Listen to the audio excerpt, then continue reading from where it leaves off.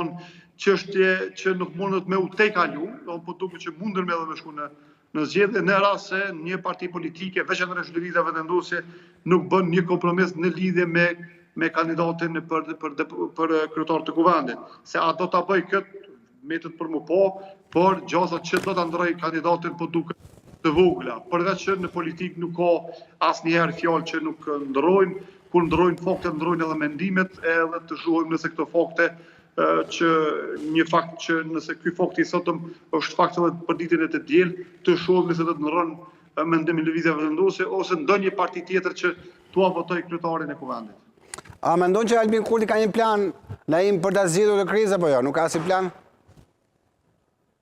Ai nuk është deklaruar në asnjë intervistë, në asnjë prononcim për mediat kosovare dhe nuk po vrehet që ka ndonjë plan tjetër, sepse edhe nëse shkohet në zgjedhje, shoqëni bara ose përgjegjësia që vendi në zgjedhje dhe sërish që të drejtojnë kutimet të votimit dhe të ketë shpenzime qeveritare me mbi 10-15 milion euro, që shifra që janë të ditura, sepse gjatë kësaj kohe bën edhe shpenzime të cilat nuk regjistrohen, kalon për mbi 30 milion euro. Dhe paramendoni situata kur në vend këto para të vendosen dhe të shpenzohen për probleme të ndryshme të qytetarëve, ne do të detyrohemi të përballemi me paraqitje mediatike e takimet të partive politike ku nuk arritën ta zgjedhin një kryetar të kuvendit dhe një qeveri.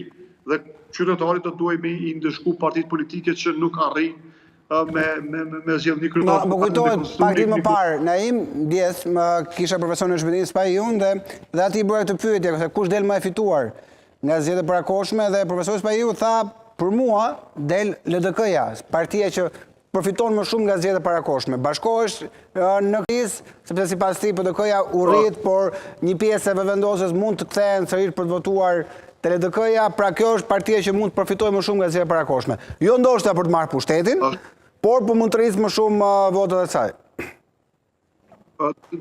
Do të shihet kjo, po sipas vendimit tim, vot ose ndëshkimi që do të jetë për partinë e cila nuk tregohet proaktive, e cila nuk tregohet parti që negocion, që konsultohet, që dialogon me një pozitë me deputet e tjerë në mënyrë që mos dilet nga ngërçi.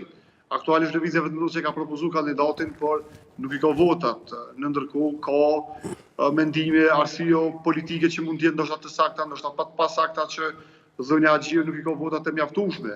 Dhe nuk i plotson, si më thon, kredencialet për të qenë një kryetare e denjë e parlamentit. Po ajo mbetet më po vetëm nëse do ta merr këtë pozitë.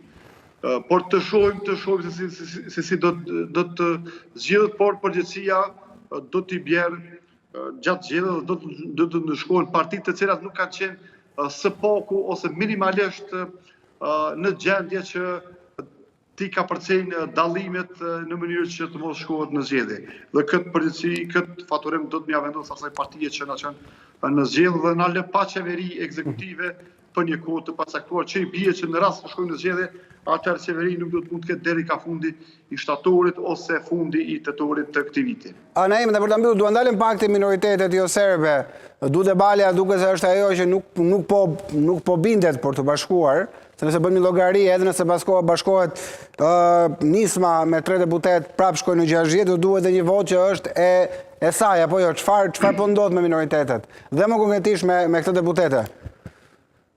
Po, shqyqeni, 57 votat aktualisht i ka vendosur për kryetar të kuvendit. I nevojitin 3 të nismas, edhe një që është në këtë rast zonja Balje. Por, po them, kjo qeveri mund të jetë shumicë e nevojshme e cila është në teht të shpatës për secilën çështje që duhet me e miratu. Dhe po vrehet që zonja Balje nuk është shumë e interesuar që të jetë pjesë e qeverisë në rast se nuk plotësohen kërkesat e saj. Ne disa kërkesa kemi parë, ndoshta mund të jenë të arsyeshme, të paarsyeshme, siç ka qenë kërkesa për krijim të një komune së re, por në situatën aktuale vota e zonës Balje është shumë e rëndësishme dhe etike që kuvendi me u konstituo dhe qeveria me u formu. Por duke pasur parasysh edhe votat e nismës. Pa votat e nismës, zënë se një qeveri edhe kuvendi mund të konstituohet të shpejt. Kur po them nismës, po them që nismës duke ja dhe kryetarin e kuvendit, sepse aja nuk po voton për që të jetë kryetare e kuvendit zonja Haxhiu. Naim, shumë faleminderit.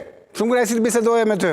Uroj një fundjavë sa më të mbarë, e di që do jetë fundjavë pune, sepse edhe diela padyshim do ketë seancën e radhës, por si shtie se nuk presim asnjë surprizë nga ajo seancë. Faleminderit shumë dhe punë të mbarë. Ndërkohë do të vijojmë flasim për këto zhvillime, padyshim dhe për zhvillime tjera, por duke qenë se është një nga njohësit më të mirë të rajonit, kam kolegun Danion Dranika. Danion,